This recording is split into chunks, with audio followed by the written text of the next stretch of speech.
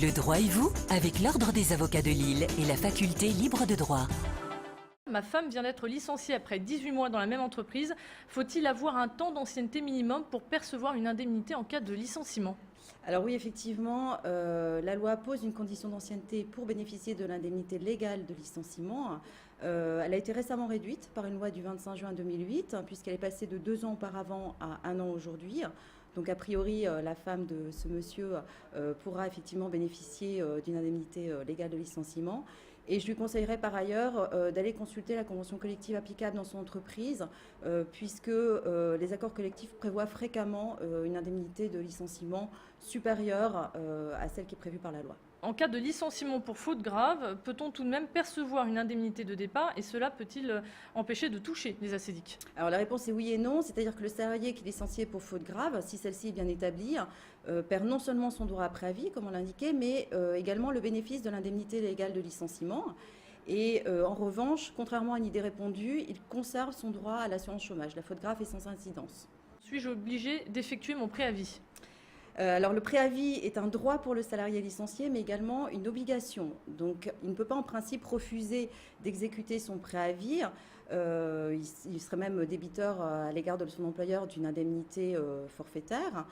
Il y a une exception quand même, néanmoins, c'est lorsque l'employeur entend imposer au salarié un changement dans les conditions contractuelles d'exécution du travail, auquel cas là, il peut légitimement effectivement refuser d'exécuter son préavis.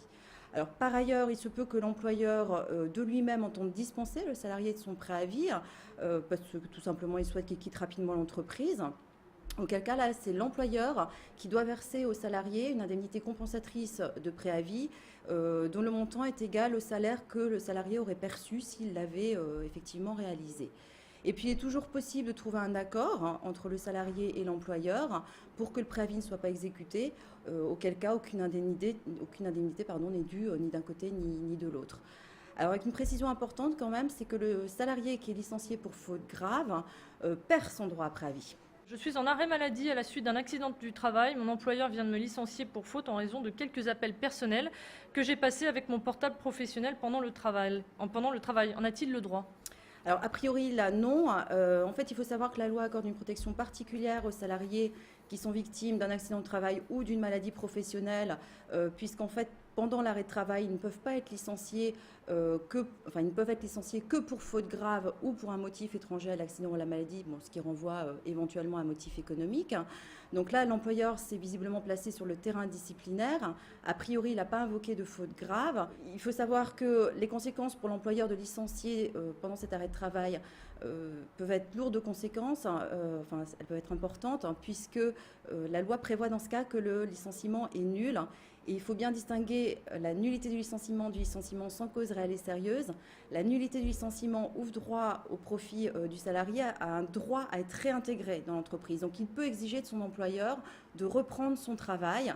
L'employeur ne peut pas s'y opposer, alors que lorsque le licenciement est simplement, entre guillemets, sans cause réelle et sérieuse, l'employeur va devoir une indemnité qui est assez conséquente au salarié, puisqu'elle est en principe de 2 mois à 6 mois de salaire, mais le contrat reste rompu. On ne peut pas revenir sur la rupture du contrat de travail.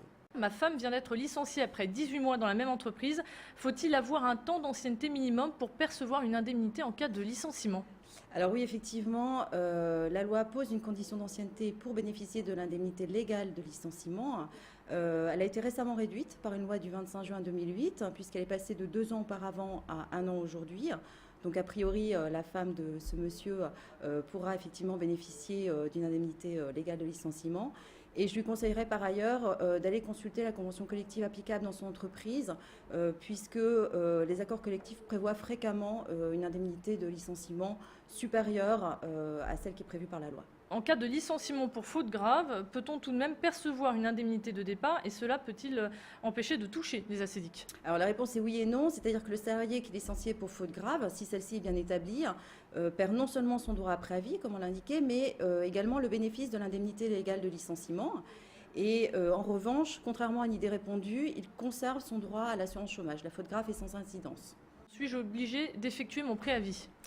Alors le préavis est un droit pour le salarié licencié, mais également une obligation. Donc il ne peut pas en principe refuser d'exécuter son préavis. Il serait même débiteur à l'égard de son employeur d'une indemnité forfaitaire. Il y a une exception quand même, néanmoins, c'est lorsque l'employeur entend imposer au salarié un changement dans les conditions contractuelles d'exécution du travail, auquel cas là, il peut légitimement effectivement refuser d'exécuter son préavis. Alors, par ailleurs, il se peut que l'employeur de lui-même entende dispenser le salarié de son préavis, parce que tout simplement il souhaite qu'il quitte rapidement l'entreprise. Auquel cas, là, c'est l'employeur qui doit verser au salarié une indemnité compensatrice de préavis dont le montant est égal au salaire que le salarié aurait perçu s'il l'avait effectivement réalisé. Et puis, il est toujours possible de trouver un accord entre le salarié et l'employeur pour que le préavis ne soit pas exécuté, auquel cas aucune indemnité n'est due ni d'un côté ni de l'autre. Alors, avec une précision importante quand même, c'est que le salarié qui est licencié pour faute grave perd son droit à préavis. Je suis en arrêt maladie à la suite d'un accident du travail. Mon employeur vient de me licencier pour faute en raison de quelques appels personnels que j'ai passés avec mon portable professionnel pendant le travail. En a-t-il le droit ? Alors, a priori, là, non. En fait, il faut savoir que la loi accorde une protection particulière aux salariés qui sont victimes d'un accident de travail ou d'une maladie professionnelle, puisqu'en fait, pendant l'arrêt de travail, ils ne peuvent pas être licenciés ils ne peuvent être licenciés que pour faute grave ou pour un motif étranger à l'accident ou à la maladie, ce qui renvoie éventuellement à un motif économique. Donc là, l'employeur s'est visiblement placé sur le terrain disciplinaire.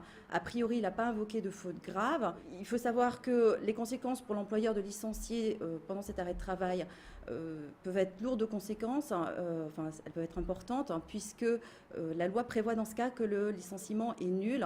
Et il faut bien distinguer la nullité du licenciement sans cause réelle et sérieuse. La nullité du licenciement ouvre droit au profit du salarié à un droit à être réintégré dans l'entreprise. Donc il peut exiger de son employeur de reprendre son travail. L'employeur ne peut pas s'y opposer, alors que lorsque le licenciement est simplement, entre guillemets, sans cause réelle et sérieuse, l'employeur va devoir une indemnité qui est assez conséquente au salarié, puisqu'elle est en principe de 2 mois à 6 mois de salaire, mais le contrat reste rompu. On ne peut pas revenir sur la rupture du contrat de travail. C'était Le droit et vous avec l'Ordre des avocats de Lille et la faculté libre de droit.